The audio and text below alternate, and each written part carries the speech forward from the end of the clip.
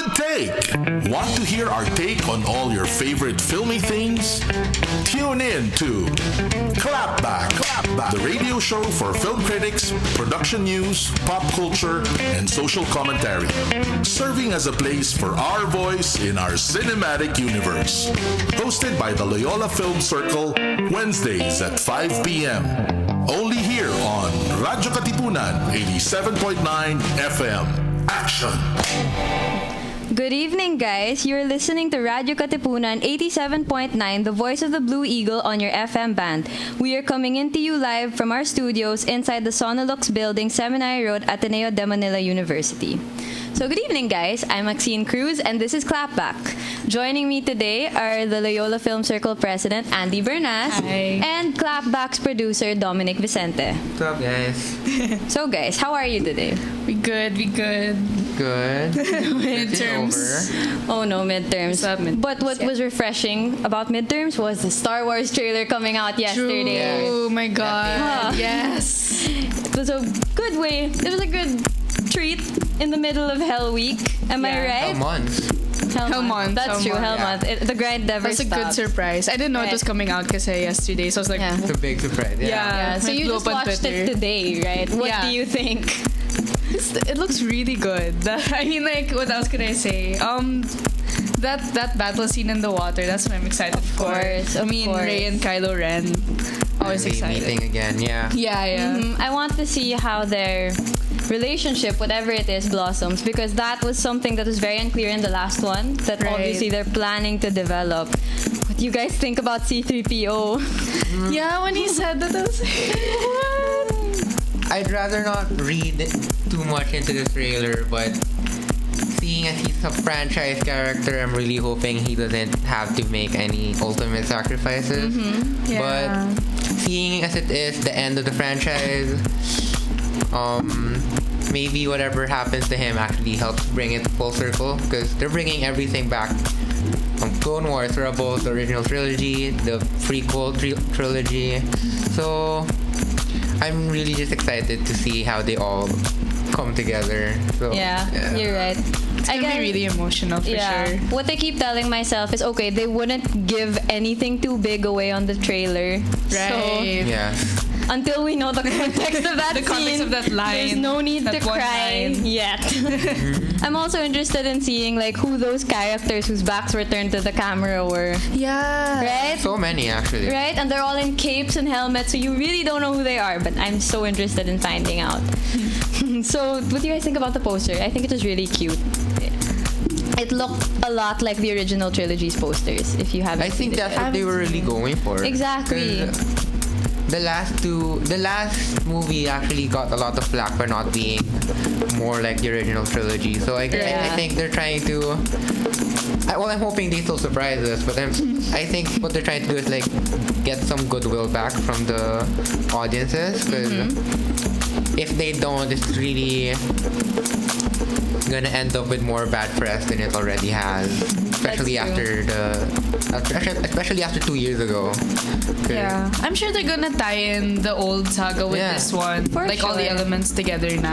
For sure. And the fact that J.J. Abrams is directing again, correct me if Yeah. I'm wrong, Yeah. he'll be able to tie up this trilogy because he was also the one that started it. Yeah, if there's anything you can say about J.J. Abrams, it's that he can start something and then he can give it to someone else and maybe the quality dips a little, but but the moment you give it back to him, it's smooth sailing from there.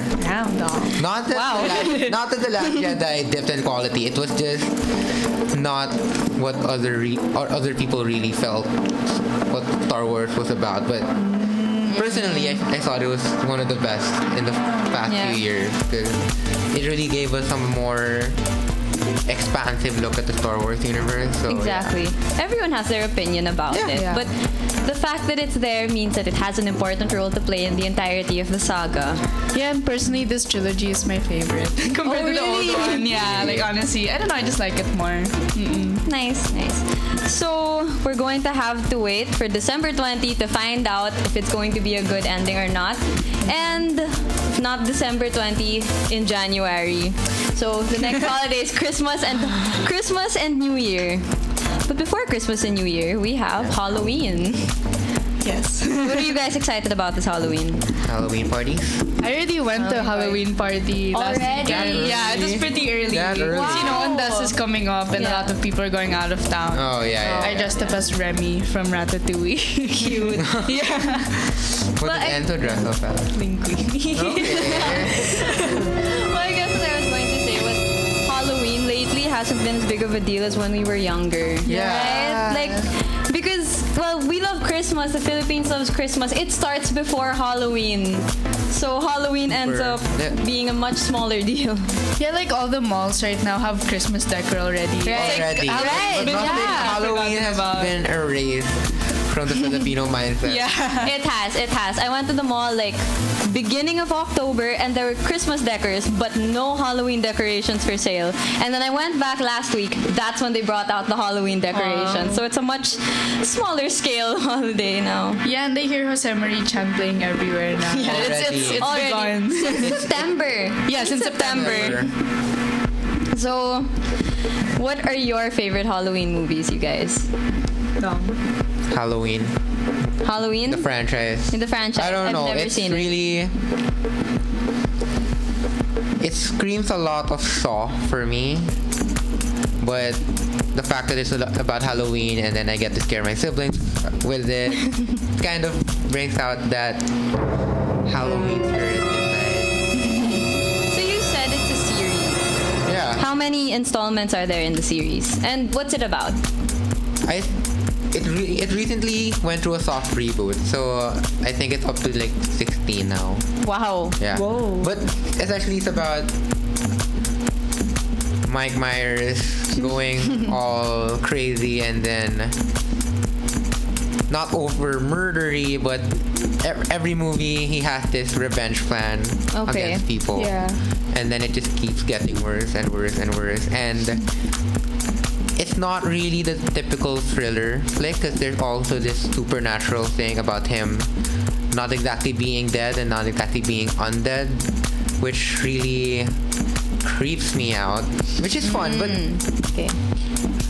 I would like more backstory on it because every movie is just building on the last movie without really traveling to his past or stuff like that. Okay.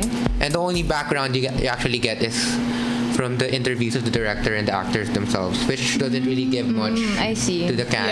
Yeah. So yeah, Maybe they'll tackle that in the reboots that you just mentioned. soft reboot. It's more of a sequel. When is it happening? Or coming out? It came out last year. Lang. Oh, really? Yeah. Oh, okay. Okay. It came I haven't out. watched the original Yeah, movie, so me I didn't know neither. anything but about it. people Yes. have been telling me to watch Halloween. Like they said, Yeah. it's the Halloween movie to watch. I mean, Maybe for the like, name. Master Chief or something. Okay. Well, Yeah. anyway, what about you, Andy? Me, I love horror movies, but I watch more of like the ghost stories rather than Yeah. like the slasher films. Oh, okay. I Yeah, see. like Conjuring, ano those pa, types. Insidious. Insidious is really good. Have you The seen that? series has really. Yeah. I saw the I first know. one and I've never seen a horror movie since. Oh my god, you should watch I the can't. second one because like the first one is good, but the second one makes everything better. Like, Yeah, Oh, it's- actually, yeah. Oh, it's one of those sequels that enhances the original. Yeah, it was a as really oh, good sequel. It's okay, not that's just a good. sequel, it's a Yeah. sequel / prequel. Yeah, like it's hard to explain. Like it was pretty. Like I didn't expect any of that, That and was- I don't know how to like. That was the one with the nun, right? Yeah, and Yeah, then, and then they kind of go back. Yeah, No spoilers. Yeah, no spoilers. So, Yeah, it's like but it's really good. warped with your perception of time when you watch it consecutively. Yeah. It's really good. Interesting. Well, Conjuring. Yeah, Conjuring is good. Actually, these are all from the same director. Yeah, same director. James Wan, I think. And it's the general feel of the movies are kind of the same. The same. It's really the narrative wise. Insidious is more focused on the mysticism part of it. While The Conjuring is more focused on It was based on a true story. based on Yeah. a true story. that's what scares me about it. The fact that it was Yeah. based on a true story. Annabelle. And Have you Annabelle. heard about Annabelle, Of course, right? of course. Like, Yeah. I more or less know the plot of those movies. It's Yeah. just that I really don't think I can watch them. I mean, you know how when they say a movie is based on a true story, it just becomes 10 times more intense. Yeah. It's like, it becomes- And then in the credits, like they showed the pictures of the real Of the real family, one. and then the real Annabelle doll, and I was just like, oh, okay. Wow. Which is still in its case in the Warren House, Yeah. which was turned into a museum about 10, 20 years ago. Yeah, I You can still saw. go. I saw pictures of that museum. Like there was an article posted about it around this time last year, and just looking at the pictures scares me. Yeah, it's so freaky. So, okay, the Halloween movies I watch are far from scary. Like, Okay. I like those, like, fun, happy, Disney Disney. type of Halloween. Yes. Like, you guys know Halloween Town? Yeah, Halloween Town. I have not seen that actually. You haven't? No, I have not. That's the, like, they'd show it Sunday, 7 p.m. kind Yeah. of thing. And then you'd have to rush to the TV, you know, when cable was still a thing. Oh, yeah. Yeah. You didn't watch it? Well, Never I've watched never seen it actually. Oh. Okay, Halloween Town for me is the definition of Halloween. That's your I mean, definition That's of your Halloween. I Halloween. mean, like, you That's your visit cute. Halloween Town and everyone's, like, in a perpetual pumpkin head. Yeah, that was such a Everything. cute It's so movie. cute. So Yeah. it's not a horror movie. It's not. for It's kids. Disney. But Yeah, it's for kids. People with pumpkin has just perpetually what? Like they all had creepy costumes, but they were kind of cute. So Halloween Town Okay. is a world. It's a world. world. And everyone in Halloween Town is a witch, a wizard, a pumpkin head, a ghost, a skeleton. You know those typical Halloween costumes. Pretend they're real. That's Halloween Town. What was the premise again of the plot? It was focusing on this witch named Marnie after finding out that she was a witch through her grandmother. Played by Yeah. Debbie Reynolds. Oh, okay, now I Mom of remember. Carrie I've never Fisher, seen it. you guys I know remember? I remember Yeah. seeing it Yeah. on Disney. It's. Yeah. I think now lately they've been playing the 4 movies back to back on Disney Channel. On Disney Yeah. Channel? On Disney Channel. Oh, It's just Disney, that you okay. have to catch it. It's like at a really awkward time, but I saw people talking Yeah. about it the other day. So apart from Halloween Town, I also like Hocus Pocus, the one about the 3 witches. Yeah. That one is cute. And of course, Casper, guys. Come on. Casper. Nothing like Casper. That was so cute. I still have the tapes, like the VHS. Oh my god, the VHS of Casper. I don't have VHS tapes anymore. They broke. Oh no. But I remember having a tape of Casper too. The story of Casper lives on. I mean, come on, you can't have a Halloween without watching Casper. It's one of those movies. It's one of those. It's purely Halloween. It's just you can't say Casper without thinking Halloween, and you can't think Halloween without thinking Casper if you've seen it already. Yeah, I understand. Then let's see, what else is there? There's Scooby Doo. Scooby-Doo. Wow, I haven't Scooby-Doo. seen that in so long. They're on their 10th series right now. Really? Yeah. 10th series. Wow. It's Okay. so- They went through different iterations in the past 10 years where the Scooby gang broke up, so it's now just Shaggy and Scooby, now they're back together. Wow. And then there was a series solely focusing on Shaggy. So that was a kind of weird moment where nobody knew where the Scooby-Doo franchise was going, but at least now they're kind of Going they're back hanging on in track? there. They're hanging in there. Okay, that's good to know. Well, special mention to Harry Potter, I guess. Because Oh. how they would portray Halloween, like in Hogwarts with those Oh, floating yeah. pumpkins and their Halloween feast. And the talking pictures and the talking Talking dolls. pictures, of course. But like for me, like if Halloween was is the time to watch Casper, I'd say Christmas is when I'd watch Harry Potter. Yeah. Oh yeah, that It's just too. the vibe. The Like, vibe I don't know. talaga. There's something about it that's so. Well, I think maybe 1 to 4, because after 1 to 4. 1 to 4. 1 to 4 After that, kind of just gets It gets dark. It's super dark. Actually, probably starting 3. When 3. Actually, yeah, Prisoner of 3. Azkaban is where it gets dark. 1 and 2 are more like. Ooh, 1 and 2 were Christmassy. One actually, and- yeah, the series grew with them because Yeah. like they were kids like 1 and 2, 3 they were like becoming adults, and 4 Their puberty things was got acting serious. up. Yeah, Yeah, they're movies exactly. puberty Yeah. with the long hair and everything, and then they They're- started wearing casual clothes. Casual clothes. No, it's, Oh, not, it's yeah, not just the robes anymore. Yeah. But I think, honestly, the best Harry Potter for me would have to be 2. Chamber of Secrets. Chamber of Why? Secrets. Because it's the only movie where I cried in the Harry Potter series. What when made did you you cry? cry? No, remember when Hagrid got back from Azkaban? Oh, that when they And then- hugged. yeah. that scene was very touching. And then you were like, it's not Hogwarts without you, Hagrid. So far, anytime I see that, or I remember it, I'm like, And don't I cry. slowly tear off, and it's just Now I remember you crying. And then the music just goes with it. Production-wise, it was very... David Yates did a good job. Yeah. He did. It had such a magical kitty. Yeah, Turen actually expanded on the whole magic part of Harry Potter. It wasn't just it wasn't just a narrative device anymore. It was actually an organic thing now. They live in the world, and the world's moving with them. Right? It's not just this. Oh, you're a wizard, Harry. You're a wizard, Harry. Like With that. the birthday. Yeah, like that. Fact is gonna drive the plot. No, it became more of a. It became more of an organic thing by 2, so it was really... Yeah, they established it well. Yeah. Like, by that time, you kind of know the ins and outs of Hogwarts and their world. And they didn't... The movie didn't even have to, like, specify. Yeah, that's true. You could just watch it and then see that's how it's happening. Yeah. And it's crazy, like, until now, people still remember a lot of lines, a lot of scenes, course, spells. those quotable And quotes. even now, they're still finding new ways to interpret the things that are happening. Exactly.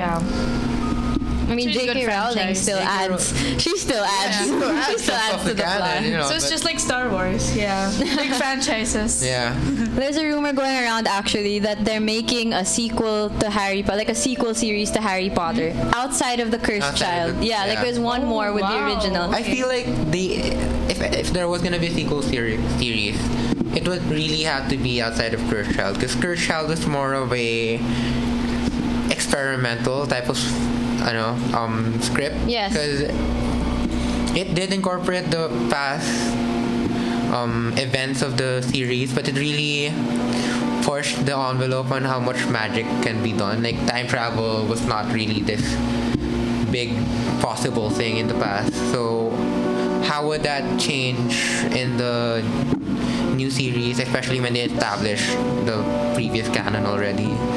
I mean, maybe J.K. Rowling can just like say, "Oh, this can happen," without actually writing anything again. But Yeah. I think a sequel series would actually be a good way to address everything she's been adding and make it while making it try canon. and making it organic. Yeah. In Cursed Child, like the fact that it was a play showed you that it was a very different approach. Yeah, very different. I think the Cursed Child can be looked at as more of a spin-off than part of the series, because like Harry Potter, An alternate focuses on Harry. timeline. I wouldn't say it was an alternate timeline, but it's a spin-off. Like it's part of the story, but it goes here. You feel Yeah. like what Solo is to Star Wars. Something they don't talk about after. Joke. It's a joke. We'll see about that, but it's a story that's part of the story. Like it's a story that's part of the main story, but not necessarily to the event. Yeah. So going back to remakes and reboots and back to Halloween movies, the Ghostbusters, they had a They had an all-woman remake. reboot. Yeah, and now they're making another one, right? Really? Or something. Another like that. reboot. Yeah, another reboot with a different cast. With a different cast, with the original cast coming back too. So it's like a soft reboot. So they're essentially canceling out the all-female reboot and then pulling a Terminator, Dark Salvation, where they get the original cast and join them with the new developing cast. But I think it will be interesting because a lot of the old cast has moved on from their old roles, and they're not really looking to get back into the franchise that built most of their careers. But I know Dan Aykroyd is all for it, so that's a plus. Either way, I think if they get all cast members back, it'll be very nostalgic. Yeah. For all of them and for audiences. Yeah, that would be cute. Especially. And I'd watch. Yes. I think we all would. Yeah, we all would watch. And then I think this week they're releasing the new Addams Family. The cartoon. It's going to be a cartoon this time, so it's a different approach. So, what other horror movies have you guys been seeing? Recently. Well, not recently. This was last month already, but it came out. It Chapter 2. Chapter Oh, yeah, it Chapter 2. Oh my god, yeah. I remember trailer palang, I was already terrified because it was this really drawn out trailer where it she was in the house, right? And then the old lady was just moving around. I'm like, something's gonna happen. And that was freaky. I mean, did you guys watch the first movie? No. I watched it. I read it actually, which made the imaginations worse. Yeah, the second movie was longer than the first Longer. one. Because this time, it's their grown-up selves. Yeah. Going back to the old town and trying to defeat Pennywise once and for all. It was really good, and because technically it's also like a coming of age movie. Yes. Yeah. Especially because the first one, they're all trying to deal with their fears and their traumas that come with it. Yeah. And chapter 2 is all about like revisiting and trying to deal with those traumas. I mean, yeah, because it showed like even in their adulthood, it would still manifest. Manifest, Still yeah. manifest. they of really course. did a good job with the casting, right? Yeah, I saw the side by All side the kids pictures. They look alike. They all look alike. It's so crazy. They had this, I mean, not super spoiler because it was in the trailer. They had this really good scene where their adult selves looked in the mirror in the glass and then they saw their kid selves. And it was I like saw side that. by side. It was like, whoa, the casting was amazing. It was. Yeah. And that was a really good idea, like for them to show that, the kid self. It had like a nostalgic vibe that even though the first movie came out like 2 years ago, it made me feel like, whoa, that's been so long and like I watched them grow up or it something. was so long. Wow. Okay. Yeah. 2 years ago. I feel like it was just last year. Yeah, it the kinda It feels hype. like that. Right? Oh no, but I mean, you really have to give props to Hollywood and how they're casting roles now instead of like a couple years back. I think you can see this guy is making it big, so let's get him for every other movie or studio make. But now it's like they're actually giving chances to fresh faces, and they're diversifying. Yes, they are. It's more thoughtful. Yeah, more thoughtful Exactly. now. Maybe a little too thoughtful. In a way na a lot of people are getting, how do you say, they're getting very affected negatively, which is their opinion, but like I think it's a good thing that Asians are getting more representation. Yes. Latinos are getting more representation besides the whole being Latinos. Yeah, there's a lot more discourse now, and really treating their characters as people. Unlike That's before, like it could be whitewashed, like they get white people to play other races. Yes, that was very controversial. Yeah, so there's been a lot of progress in recent years. I mean, it comes along then with all the social political stuff happening in the world right now. But I mean, it's still a work in progress. But hopefully, we're getting there. Yeah, we're getting It's there, and better. hopefully, like not just Hollywood itself, but other sectors of the entertainment industry actually start putting thought into how they hire people. Because if you guys heard, the Asian writer of Crazy Rich Asians resigned out because of a pay parity issue with the white dude who's also co-writing, who, according to sources, EW.com, he only wrote 10% of the previous movie. But he and was still getting got a paid higher pay. than the Asian writer. Yeah. Who also happens to be female, so that's another docket too. A lot of those inequalities still It still persist. exists. I mean, the actors are really exposed, so of course they're gonna have to get paid more. But really need the entertainment industry really need to put more respect into the name of writers and directors even. Yes, I agree. I mean, even now it's still hard to actually hear of an Asian director directing a really big budget Hollywood film. So it's really a work in progress, and it's interesting where it's going right now. Yes, I think the fact that they're starting with diversifying casting means that they're starting to diversify in general. So they start here with casting, and then I think eventually it'll bleed into the other departments of making a movie. So let's hope it does. So anyway, back to it. I'm just curious. Was the second movie also a book? Was it part of the first It was book? all one or- book. Yeah, It was whole all in one book. It's really long, so they had to split it into 2 films. Or else, Interesting. Okay. How many pages is it? Like 800 pages? Or? More than it. Actually, it wasn't that long of a book. It was. It's big, but it wasn't that. It didn't reach more than 800 pages. Okay, around that. Really? Around that. Yeah. Because I had a friend who was reading It when we were in high school, and we would keep thinking that her It book was a box because it was so thick. So I'm surprised to hear that it's just 800 pages. I mean, a lot of stuff print editions because they're really like the small ones, not the big. Oh, they're like Yeah, they're making really it smaller. compressed ones. Yeah.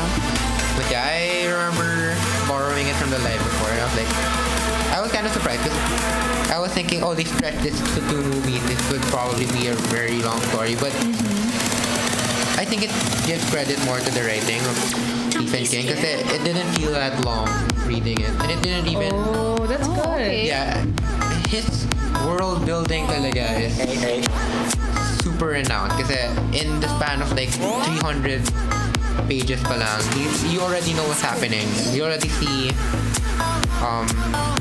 how the world works inside and where exactly is the threat of it. Yeah. Yeah, so parang it doesn't take him long to hook you in. And I guess that translated into the movie too, because we waited 2 years. Yeah. for the But second everyone was part. so excited. Yeah, for everybody it. was so excited. And it really needed to be 2 films. Like I can't imagine it being only 1 film, or else it wouldn't have as yeah. much impact. Yeah, it wouldn't have much been as fleshed out like the book. Yeah. And I read somewhere that Stephen King, he built this world like with Pennywise and all, and this like little suburb, American suburb. Yes. It looks perfect from the outside, but he was trying to represent America with like his take of America through this book, through this story, because they all live in a clean suburb, but then in the sewers, that's where Pennywise lives, and that's where all their fears and trauma live. And he was trying to say that in America, or at least the whole world today, like there's places that look like that from the front, from the outside, but then under there's a lot of issues still going on. A lot of things you want to just repress as a country. Yeah, kind of like the inequalities we mentioned earlier. Yeah. Yeah, like chapter 2, it tackled homophobia too. And it really showed like, you know, Bill Hader homophobic really sold violence and all. the role. Like, from a comedian to really serious actor, he really sold it. He was the fan favorite, Bill Hader. He is. Yeah, because he played Richie, and the actor of the younger self was the one from Stranger Things. Yeah. Oh, Finn Wolfhard. Finn Wolfhard. Yeah, Finn Finn Wolfhard, Wolfhard. right? They really look like that. Really They does did look look like. like- Oh my god, it older really Finn was Wolfhard. 2 years because the last thing I saw Finn Wolfhard in was Stranger Things, and he got so much taller already. They grew up. Yeah, he They looks grew older. up. They grew up. Yeah. So back to that, how active was Stephen King in the movie making process? He was one of the consultants for the script. Consultants, but Yeah, he yeah. wasn't a co-writer. He wasn't. He was Oh, one of okay. the producers, friend. Oh, okay. I'm not sure if it's an actual like producing credit or if it's just the whole respectful producer Okay. credit thing. He makes a little Stanley type of cameo Yeah, in the he movie. does. Yeah. Cute. Just spot him somewhere there. Spot Stephen. I mean, he's kind Yeah. of like the Stanley of another big Stephen King. genre. Very horror. Yeah, horror, Sci-fi. magic realism. Yeah. Magic realism. Yeah, I think that's the best way to describe it because I wouldn't really say it's sci-fi. 'Cause the world is still pretty much Still really our world. Yeah, So 2019 really was the year of clownery. Oh gosh. Yeah. A lot of clown movies this year. Did you guys see Joker? Yes. It Everyone's was an been talking it was an about it. interesting Yes, movie. it Yeah. was. It Yeah. was an interesting movie. It's really a movie that opens up a lot of conversations. Definitely. What did you guys think? Wow. That was such a heavy film. Actually, It is. I kind Very. of, I kind of got a It was supposed headache to while be. watching it. Not in a bad way, but more of because it was just really dark and deep, and you really feel a lot of the emotions and the issues that they portray. There's a lot of talk though, especially in America, about banning the film because they feel like, Really? because with the issue of violence, The gun, and the gun, shooters. the gun The gun issues issue. in Yeah, they America. think it's going to encourage violence. even more. What do you guys think about that? I mean, so far there has been nothing to support that. That assertion about the Joker movie being a source of violence, but I get why they think that. But it's really, Yes. but watching the film, I don't really feel like it would have been a source of violence because the film itself was more about mental illness and the violence that it causes. Exactly. I mean, Joaquin Phoenix really sold it. He did, and I was Yeah. so impressed by the fact that he didn't method act. Yeah. He did not He method didn't act. method Like act. That everybody just makes it else. even more impressive. Yeah. Heath Ledger, Jared Leto, even Jack Nicholson had to method act the Joker. Yeah, it's Mark good that Hamill he is literally didn't. the Joker now. Yeah, it's good I feel that like he it would have didn't. been very unhealthy. If Yeah. he It would have. It would have. It Yeah. really would have. Actors were really who method acted as the Joker really needed therapists actually. They did. Yeah, because it's a really dark and messed up role. Yeah, it's a dark role Like to putting play. yourself in the shoes of one of the most maniacal characters in the history of comic books Yes. kind of just takes Yeah. a toll. Especially in this movie where it was a movie about him and not him being a villain to Batman. Yeah. Longer screen time, more hours. You really would have had to imbibe the role a little more. But it also shows you that Joaquin Phoenix gave a really emotional portrayal. Like you'd feel it, and he wasn't method acting. So He it wasn't- showed- yeah. Yeah, he wasn't even like. Okay, well, one could argue he's not the Joker we know from the comic because the Joker we knew from the comics is a lot more.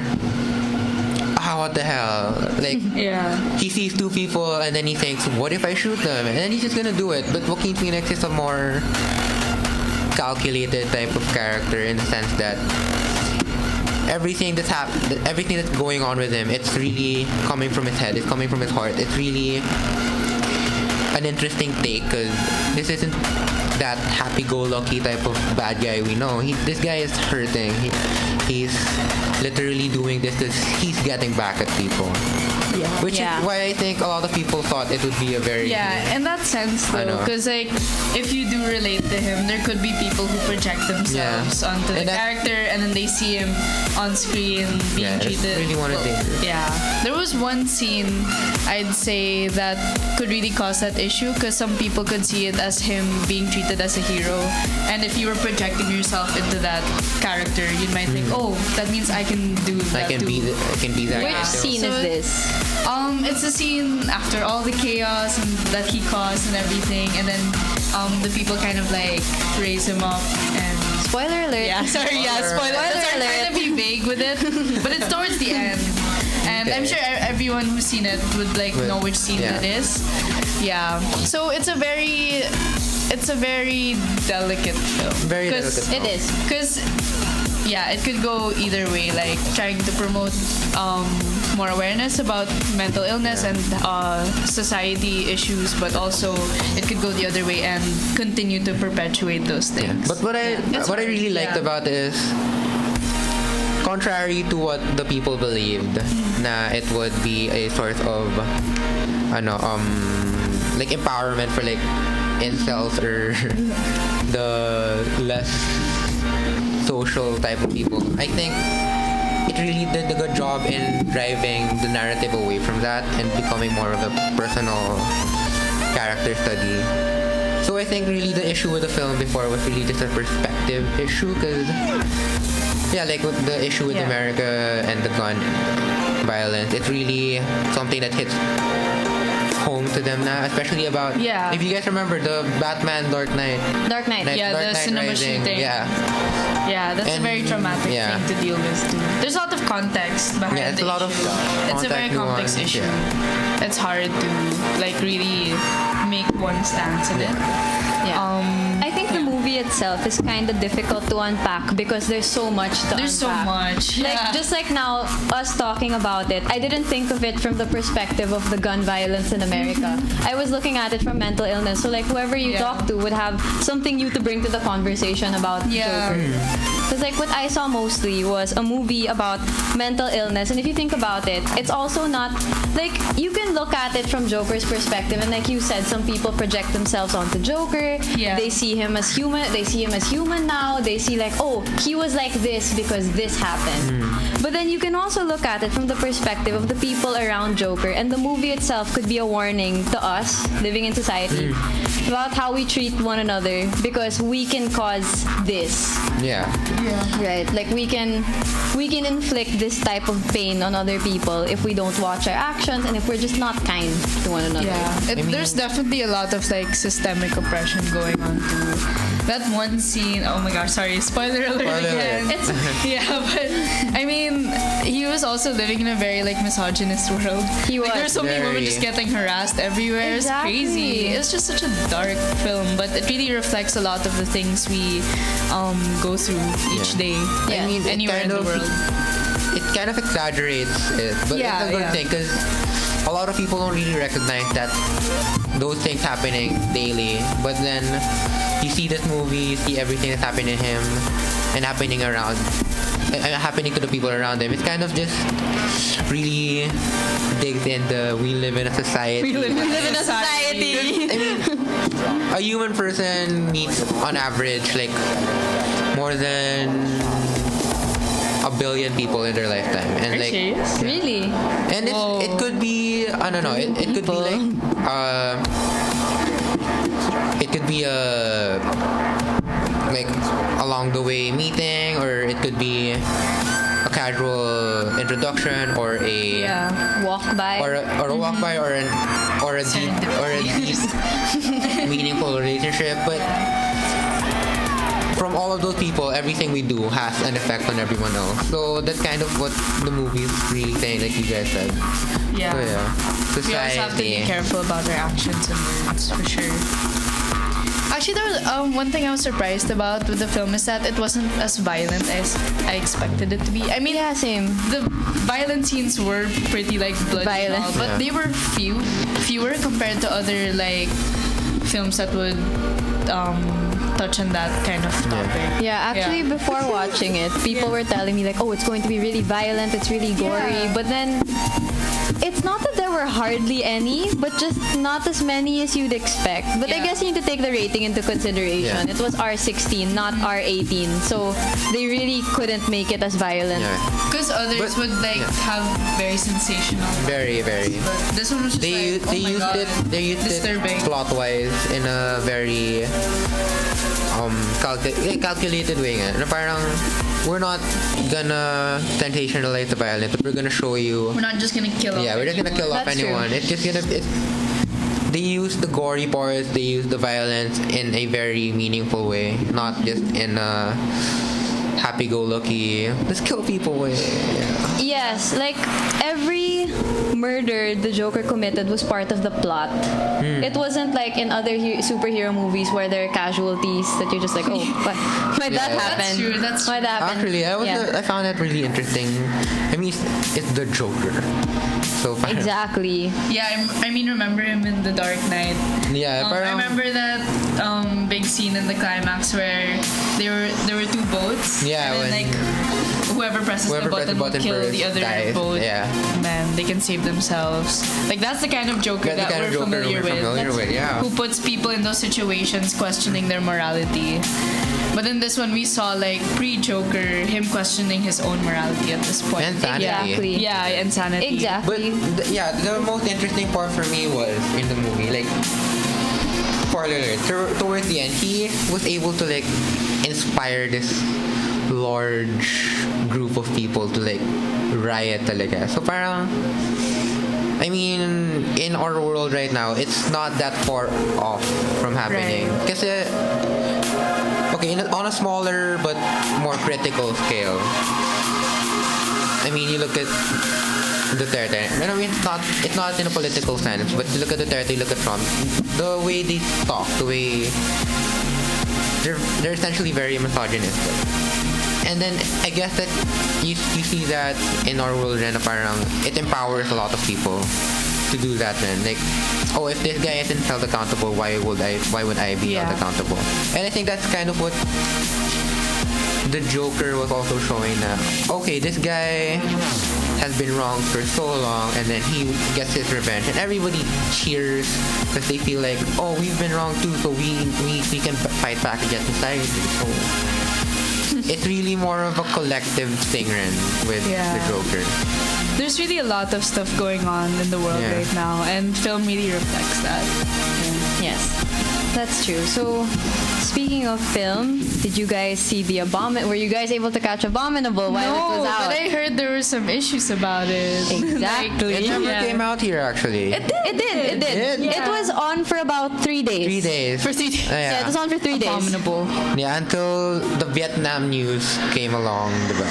Yes. I saw that, ano lang yata, Saturday. Saturday ba? Yeah, Saturday. Like, I get home from studying. Wow. Wow. And then, I open up Facebook and then I see, oh my God, Vietnam bans Abominable movie.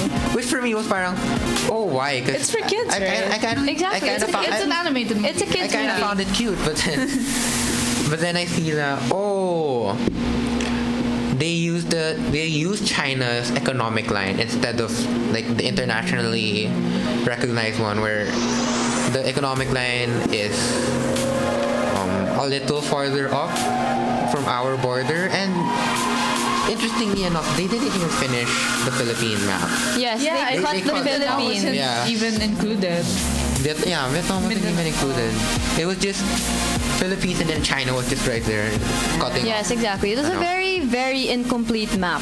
Very, weird. and it kind of sends, if it was even intentional, it really sends the wrong message, especially about the company that they're Yeah. working. Exactly. I mean, it's DreamWorks. It's a very DreamWorks. esteemed I mean- company, and they're very known for making kids movies. Shrek.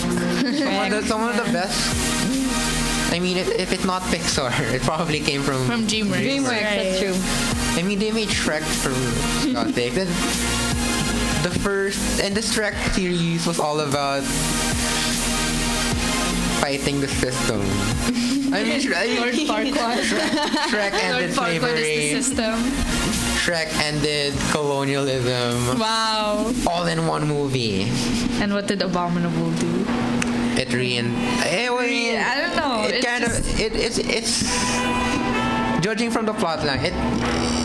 It didn't really have What is the discipline. Two Chinese kids find this Yeti? Yeti. They find a Yeti, and then I forgot what they named him, but it was a cute name. No. No, it was.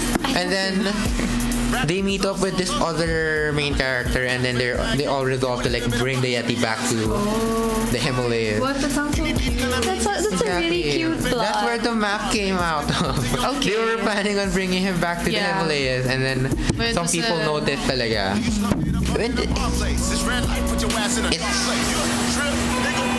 It's not even it sends the wrong message. It's just It's just really offensive now to the people. Yeah. And the Because if country it was a perspective. careless mistake, I mean, they should have been more careful with something. Exactly. I mean, it's not that hard to find the map. Yeah. It's a very touchy subject. Exactly. Yeah, it's a very touchy subject, especially now when China is at the forefront of one of the in what is the biggest issue right now in Asia. 'Cause, I mean, we can say that the Philippines is very affected, but we can also talk about how Thailand, Vietnam are being affected because they're taking an island from us, but what China is essentially doing is taking marine territory which Vietnam and Thailand need for fishing and resources. So parang we may have lost an island, but they're losing a lot more of their livelihood, which is happening to us right now. Yeah. So it's really, not to get too political, but it's really just a very bad show of fate. Or it's a really bad representation issue on DreamWorks' part. Because, I mean, it's a Chinese-based movie. So, I think, of course, they were gonna want... I mean, a lot of Hollywood studios kasi, especially Marvel and DreamWorks and Fox before. They really count. Yeah, before, the Yeah. They're Disney now. Disney now. Okay, they really counted on China to make it or break it for them. Because, I mean, if you look at what happened with the Transformers movies, they were not very famous in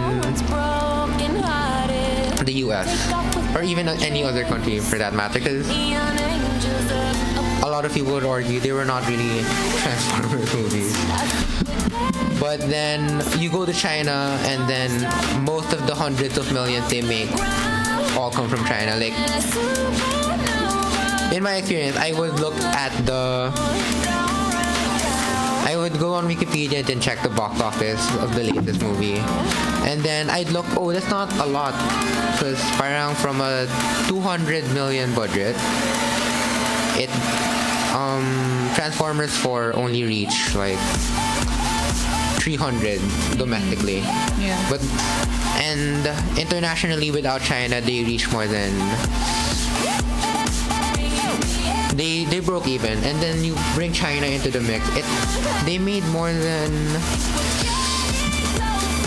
300 million more from what they spent. So it wasn't a box office bomb, but it was kind of it was enough reason for them to cancel the series. Yeah. And then reboot it. Because for some reason there was also an issue with China after it was a fifth movie that didn't really make that much movie. Because after A what?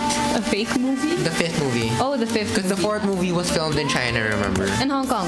Yeah. Really? Yeah, in Hong Kong. Yeah. Part of it was filmed in Hong Kong. The ending parts. But The then last battle. there were some tax issues, and then China limited the time. They limited the Transformers air dates in China by 10 days only. Wow. But the fact that they still made 300 million is a big deal, because China really has this. I mean, they have a huge stake. Yeah, they have a Exactly. large population, Yeah, large economy. I was going to say, I think a big part of it is because China does have the biggest population, Yeah. right? But Or one of the biggest. One of. But when it comes to watching movies, actually a lot of things in China come down to nationalism. So so it was out for 10 days, but then even if the government didn't support it, there still wouldn't be that big of a turnout, Yeah. especially in the provinces, because a lot of Chinese people are really just following what the government says now. As far as I know, Hong Kong is the only one that actually has this. Because I mean, Hong Kong, yeah, I mean, Hong Kong technically isn't. Yeah, it's not Under China. China. Own. It's its own administrative entity, region. yeah. Yeah. We got a lot into politics. Wasn't expecting to do that. Well, anyway. Yeah. Regardless of whether it was an oversight on the animators end or if it was propaganda, DreamWorks, I think, now has to be a little more careful with their future releases. Yes. Or maybe issue an Any actual film. apology, because They haven't released they have a not statement. released a statement Okay. since the issue came out. Yeah. I mean, it's not like they have to, because I'm pretty sure China's gonna have to. I mean, the Chinese market is very ripe for Abominable, because they're finally getting their animated representation after so long. It's sad too, because the voice cast was really good too. Exactly, and the movie was a really good and cute It was a concept. really nice movie. I watched it before it got cancelled out. Well, anyway, back to Halloween. If it's not obvious enough that this is our Halloween episode, Light it up. Light it up, sure. How is the local cinema scene right now for horror movies or Halloween movies? I think there's one coming out soon. It's from Star Cinema called Hell Come Home. Oh yes, I saw the trailer. Yeah. That's all I've heard about right now. Recently on Netflix, I watched a local horror movie. It's called Eerie. Really good. It's set in this all-girls school. Bea Alonso's the star. Oh, okay. And yeah, I mean, not to get too into details, but it talks a lot about bullying and suicide too. Yeah, again, mental illness. But Mental yeah, illness it's again. set here in the Philippines. It's a really good film. I think everyone should watch it. So it's on Netflix. It's on Netflix, so very accessible. That's something Yeah. we can all do this Halloween. Yes. Watch Maybe Eerie. not on Halloween itself. Yeah, maybe not the Halloween itself. Don't want to attract any spirit. Oh no. Oh yeah, local horror movies, like their plots are always so scary. Like an extra They know level how to of make it scary. Exactly. Yeah. Like, we Filipinos have really lost touch with the whole other genres of movies besides rom-coms. But I like how the rom-coms are making a comeback, and I like especially how the way the Philippine industry makes horror movies. It's really always this. It's always really fresh. It's always really tapping into this something into our brains that really just makes us scared. Instead of like jump scares and slasher. Yeah, like, because a lot of our culture plays into it. Yeah, it's like It reflects a lot about it reflects a Philippine lot. culture. Yeah, parang it's not just something you see in movies. It's something that your lolas or your yayas scare you about. Like parang kukunin ka nung ano, stuff like that. Yeah. Parang, they kind of conditioned and raised us with it. True. And like in Erie, they also showed a lot about all-girls school cultures here in the Philippines too. Yeah, it's very it's very relatable. It's quite relatable. That's Yeah. all I'm gonna say. Yeah. But it's interesting that we're also kind of breaking off from tradition when it comes to horror movies. Kasi we're also delving into the psychological stuff na rin Yeah. Like Yes. with Eerie and the ano. But unlike like the other previous movies, which is really scary na. But it was really more of like, oh, there's some ghost, there's some monster, and then there's this old curse and stuff like that. But now it's digging deeper Yeah, into it's digging like why do we Like, explore these why are stories we in the first why are we place? afraid of it? Yeah. How badly Our fears. yeah, our fears are. Kind of like Yeah, and yeah. I'm actually just really a little bit sad about the whole like break from tradition because I really miss the old Shake, Rattle, and Roll movies. Yeah, I haven't heard about I haven't them. heard I've about never anything seen in like 3 any. years na. Those were fun. My favorite kasi was God, that was 10 years ago na. I think that 10 was years? Really? Yeah, that was 11 or 12 ata. Because I remember watching it on Cinema One. And then I was alone in the house with the yayas downstairs now. And I was just sitting there and I'm watching it. And then one of the stories was about a yaya being in a slum. So parang, I always get scared now when our lola gets a new helper. Oh my gosh. I'm sorry, and then Your childhood trauma. yeah, and then like there was a really funny segue, like a second, because there's always like 3 sections in the Shake, Rattle, and Roll. And then in the rattle part there, it was kind of a really comedic thing, right? Na parang there was this girl DJ who died before she could make it big, and then some guy moves into her apartment, and then she starts inspiring him to make music, which is really comedic, right? But then they move over to the next part, which is about the Emirati, and then monsters living in the Emirati stations, and then the cops actually letting the monsters eat the last train trip, which is before when I used to commute. I always made a point to leave school early so I can not be part of the last trip. Yeah. Because that was scary. Because like the makeup was super Realistic? realistic. Like the monster was behind it just had a mouth, and then it was one of the movies where actually Eugene Domingo even scared me because like there was this one scene where this isn't a spoiler. People should have seen this long ago.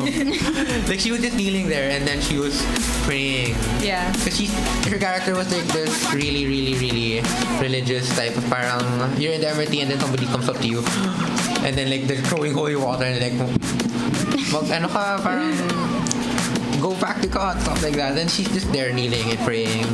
And then one of the characters was like, we have to go.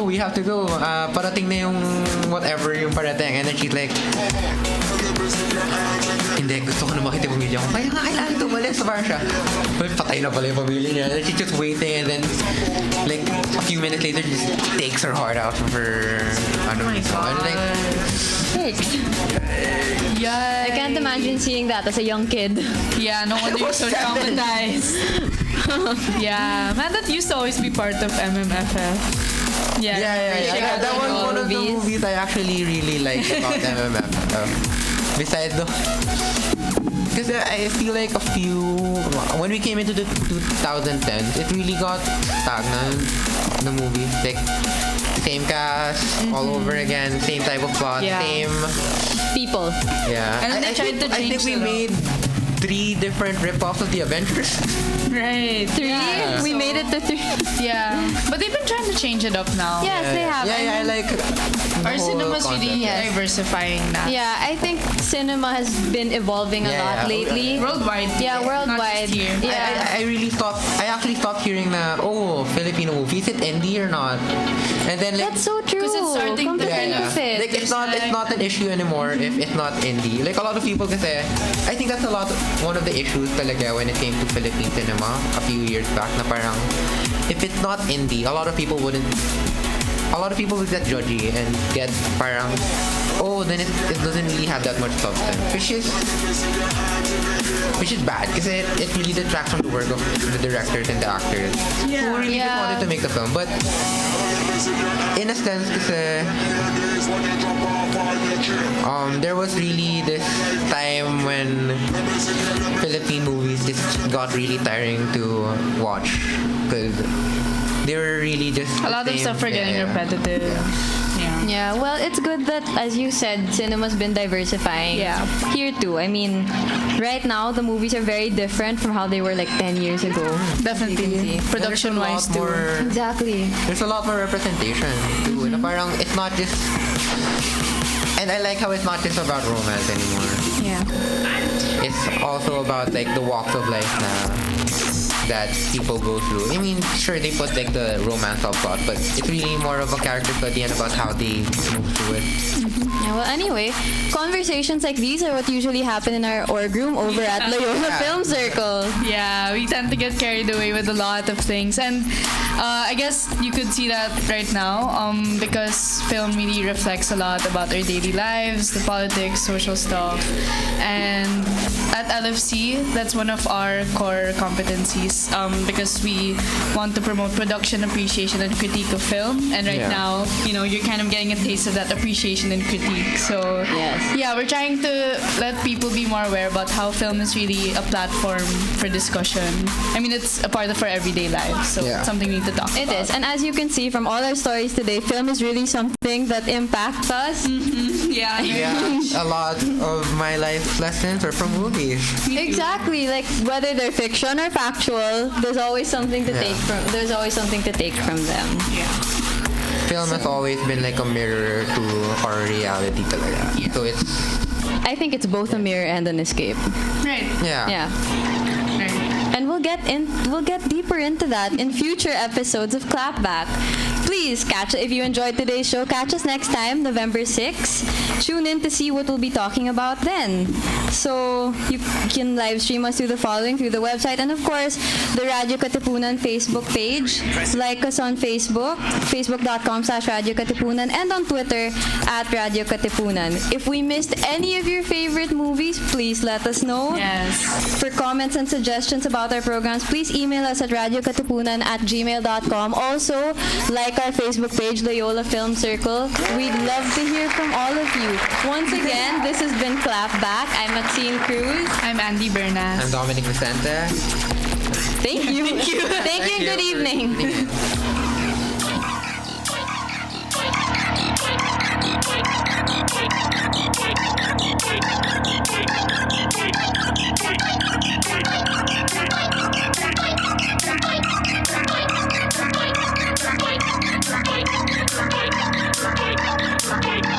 Cut! Good take! Want to hear our take on all your favorite filmy things? Tune in to Clapback, the radio show for film critics, production news, pop culture, and social commentary. Serving as a place for our voice in our cinematic universe. Hosted by the Loyola Film Circle, Wednesdays at 5 p.m. Only here on Radyo Katipunan 87.9 FM. Action!